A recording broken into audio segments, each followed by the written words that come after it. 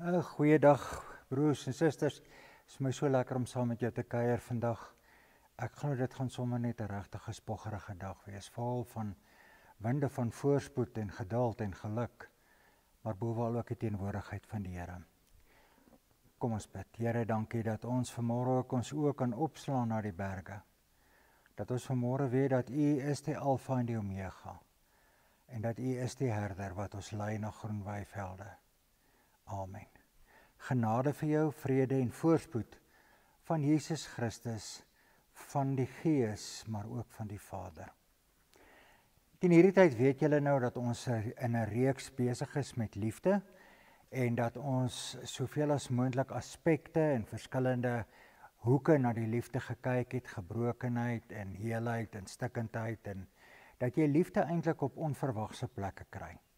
So ek wil begin deur eers net 'n gedeelte te lees uit 1 Korintiërs, maar ek gaan vir jou lees van 13 tot 13, van vers 1 tot 13. Al praat ek die tale van mense en engele, maar ek het nie liefde nie, dan het ek 'n weergalmende gong of 'n kletterende simbaal geword. En al profeteer ek en begryp ek alle geheime en besit ek alle kennis, en al het ek al die geloof om berge te versit, maar ek het nie liefde nie, is ek niks. Al deel ek al my besittings uit en gee ek my liggaam oor, sodat ek my daarop kan beroem, maar ek het nie liefde nie, baat dit my niks. Die liefde bly geduldig, die liefde gee om, die liefde is nie jaloers nie, spog nie en is nie verwaand nie. Die liefde tree nie onbehoorlik op nie, jaag nie eie belang na nie, is nie lig geraak nie, dit hou nie boek van die kwaad nie, is nie bly oor onreg nie, maar is saam bly oor die waarheid. Dit bedek alles, glo alles, hoop alles en verduur alles. Liefde faal nooit nie, maar profeseë, dit sal tot 'n einde kom, of tale, dit sal ophou, of kennis, dit sal tot niet gaan. Want ons ken gedeeltelik en ons profeteer gedeeltelik. Maar wanneer die volmaakte gekom het, sal wat gedeeltelik is ophou bestaan. Toe ek nog 'n kind was, het ek gepraat soos 'n kind, gedink soos 'n kind, geredeneer soos 'n kind. Nou dat ek volwasse is, het ek die dinge van 'n kind agtergelaat. Nou sien ons wel 'n geheimenisvolle beeld, soos in 'n spieël, maar eendag van aangesig tot aangesig. Nou ken ek slegs gedeeltelik, maar eendag sal ek ten volle ken, soos ek ten volle geken is. En nou bly geloof, hoop en liefde, hierdie 3, maar die grootste hiervan is die liefde. Ek wil vanmôre probeer inhoud gee aan die begrip wat is liefde.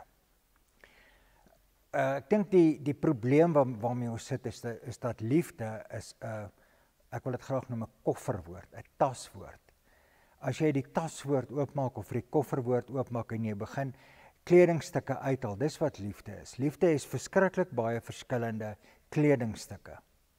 Maar ongelukkig as ons na liefde kyk in die Afrikaanse taal en ek sê vir jou, jy met jou naaste lief hê soos jouself, dan dink jy onmiddellik aan hierdie romantiese, hierdie mooi en hierdie skoonheid. Ek het nou die dag weer mense getrou en dan as jy nou daar instap in die kapel en dan lyk dit amper asof jy tasbaar aan liefde kan vat. Dis mooi blomme, dit is die bruid lyk mooi, die bruidegom lyk mooi, die ingang lyk mooi.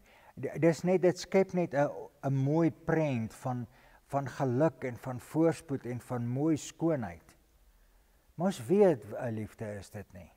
Ons weet liefde is baie meer. En liefde is daai goed wat ons uit die kledingstukke wat ons uit die tas uithaal.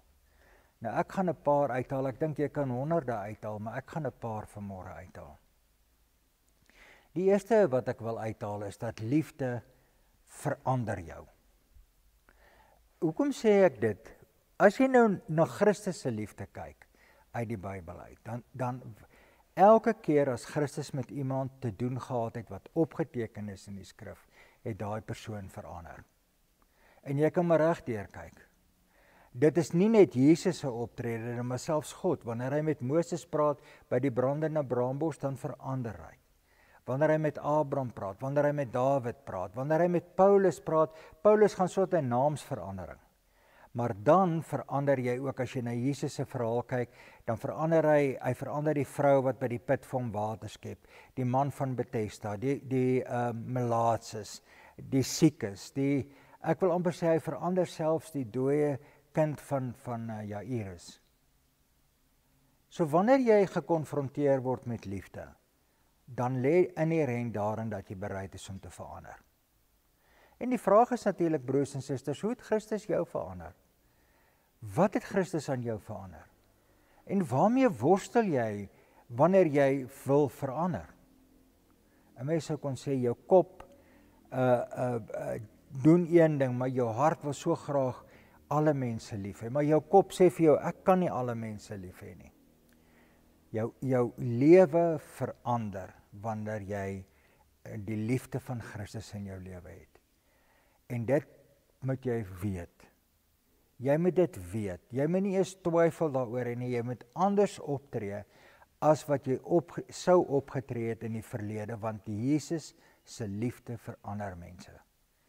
Kom ons vat net nog 'n laaste voorbeeld. As jy en jou vrou trou of jy met iemand trou of wat ook al, dan beweeg jy en hy of jy en sy beweeg dat julle mekaar vind.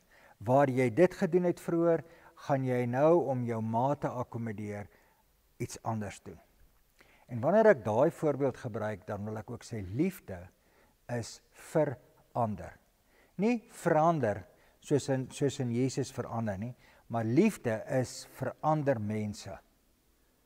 Natuurlik moet jy jouself lief hê, maar jou liefde vir jouself gaan nie bowe ander mense se liefde nie. Gaan nie bowe jou eie liefde vir ander mense nie. Wat bedoel ons as ons sê verander mense? Dit bedoel, broers en susters, dat ek vir ander 'n ruimte sal gee, 'n geleentheid sal gee, dat ek hom 'n spasie of vir haar 'n spasie sal gee waarin hy volwaardig mens sal wees. Waarin hy of sy homself kan uitleef. Liefde beteken nie dat ek in daai spasie ingaan en dat ek nou met alles saamstem wat daai persoon sê nie. Of dat ek in alles doen wat daai persoon doen nie. Liefde beteken dat ek in 'n sekere sin sê, weet jy, God het jou geskep, ek gee jou die ruimtes, jy kan in jou mens wees, want God het jou na die beeld van homself geskep, maar ek stem nie saam met wat jy sê en wat jy doen nie, maar ek los jou in daai ruimte, ek los jou, ek laat jou verander, want liefde is ook verander.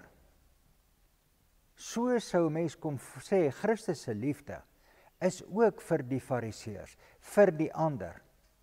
Maar hy het soms, wanneer hulle in gesprek tree in die fariseërs, het hy sy standpunt gestel. Hy het nie toe gesê, nee, maar weet jy, dit is nou so, en kom ek stel dit sagter nie, en nie. Hy het hard en duidelik gesê, weet jy, jy's in jou kamertjie, jy's in jou babbel, dis wat jy dink, maar kom ek sê vir jou, ek verskil van daai babbel. En weet jy, dis nie vir my sleg om van jou te verskil nie. Dit beteken nie ek verwerp jou as 'n mens nie, want jy is na die beeld van God gemaak. Maar ek kan glad nie met jou saamstem oor die goed wat jy sê en wat jy doen nie. In 'n ander taal, ek gaan met ander woorde nie mense wat in 'n ander tipe babbel is as ek self noodwendig nooi om nou saam met my hierdie romantiese liefde van ons het nou vrede en ons het nou voorspoed te geniet nie. Ons gaan nie dit doen nie. Dis nie wat dit is nie. Maar liefde, broers en susters, het ook 'n helende werking. Liefde is soos 'n pleister, soos medisyne. Liefde maak jou gesond. As ek iemand het wat deur baie erge trauma gaan en deur baie slegte goed in sy lewe gaan, wat is die beste manier om daai persoon te ondersteun? Jou fisiese teenwoordigheid wat jy in 'n helende hoedanigheid mee is. Jy gaan niks vir hom sê nie, jy gaan niks vir haar sê nie, maar jy gaan daar wees. Jy gaan 'n pleister wees wat die trauma uittrek, wat die seer uittrek, wat die seer help dra. Ons sê baie vir mekaar, ek kan nie die reën van jou af weghou nie. Ek kan 'n sambreel vir jou vashou. Ek kan nie die klippe uit jou skoene uithaal nie, maar ek kan vir jou nuwe skoene help aantrek. Maar jy gaan self die pad stap. En dit is wat liefde is. Liefde is 'n uitreik na ander. En soms is liefde nie maklik nie. Soms moet ons verstaan, liefde is hard. Dis 'n harde werk. Dis hard. Dink nou maar vir 'n oomblik aan die liefde wat 'n mens het vir iemand in jou familie wat dalk in die tronk sit of wat dalk 'n alkoholist is of wat dalk 'n een of ander probleem het. Dis hard om vir daai persoon te sê, hoor hierso, ek gaan nie meer vir jou drank gee nie. Ek gaan nie meer vir jou drankgeld gee nie. Want ek wil nie hê jy met jouself verwoes nie. Daar's mos nou niks so hard soos 'n ouer wat vir sy kind moet weier om geld te gee sodat sy kind kan gelukkig wees, maar jy weet jou kind koop dwelms daarmee. Dis hard. Dis hard om mense te help. In Engels praat ons, you must be cruel to be kind. So liefde het 'n skerp kant aan hom, waarin jy so optree dat jy soms mense seermaak, om ook so 'n boodskap oor te dra van die liefde wat jy het, vir die liefde wat jy daai persoon het. Maar liefde is ook harde werk. Dis nie net so nie, broers en susters. Dis ongelukkig word ons in hierdie milieu groot waarin ons altyd dink dat alles is instant, alles moet onmiddellik gebeur. Ek is onmiddellik verlief en dan bly ek onmiddellik verlief en ek bly so. En ons weet dit is nie so nie. Ons weet dat jy 'n verskriklike in die begin, jy kan nie sonder die ander persoon nie want jy's verlief en dit's baie lekker en dit's baie goed. En dan op 'n stadium gaan die verliefdheid oor in 'n konstante werk aan ons verhouding. Ons werk aan ons kommunikasie. Ons werk daaraan om saam te kuier. Ons werk daaraan om mekaar beter te verstaan. En dis dekselse harde werk. Dis harde werk om wanneer jy moeg van die werk af te kom en jy dalk nou die hele dag met mense gepraat het en jou vrou dalk met niemand gepraat het, nou kom jy by die huis, nou wil sy hoor hoe was jou dag. Jy's nie lus om te praat nie. Jy's moeg van die dag, maar jy moet ook verstaan dat sy 'n behoefte het om te hoor wat jy sê. Dis harde werk. Liefde is harde werk om ook met oorgawe jou vriend of jou vriendin te dien. En ons het al vir mekaar gesê, wanneer jy praat oor liefde en jy wil 'n definisie gee van liefde, dan moet jy vir jouself sê, wanneer jou goed vir my net so belangrik is as my eie. Ek het 4 goed uitgehaal wat ek dink wat belangrik is as ek en jy met mekaar praat oor wat is liefde. Natuurlik, ek het nie eens daaraan geraak nie, die liefde is hierdie vreeslike romantiese mooi en skoonheid. Maar liefde, broers en susters, verander jou. Dit verander mense. 'n Mens begin op 'n ander manier dink. Liefde is ook verander. Met ander woorde, liefde kan ek nie net vir myself hou nie. Ek moet dit uitdra, ek moet dit oorgee aan iemand anders. Maar liefde, broers en susters, het ons mekaar gesê, het ook 'n helende, 'n gesond maak, iets in hom. Hy het 'n bestanddeel wat iets van gesond maak. 'n Maat wat vir jou vashou wanneer jy huil, 'n maat wat vir jou pille gee om jou gesond te maak. Bloot doodgewoon omdat hulle vir jou lief is en omdat hulle vir jou omgee. En dan die laaste is, liefde is harde werk. Ons moet ophou dink dat liefde net hierdie maklike, mooi gemaklikheid is. Liefde is nie dit nie. Liefde is harde werk. En kan ek ook verduidelik wat ek met die laaste een bedoel? So ten slotte, wanneer Christus regmaak om gekruisig te word, dan sê hy, ek wil nie hierdie beker drink nie.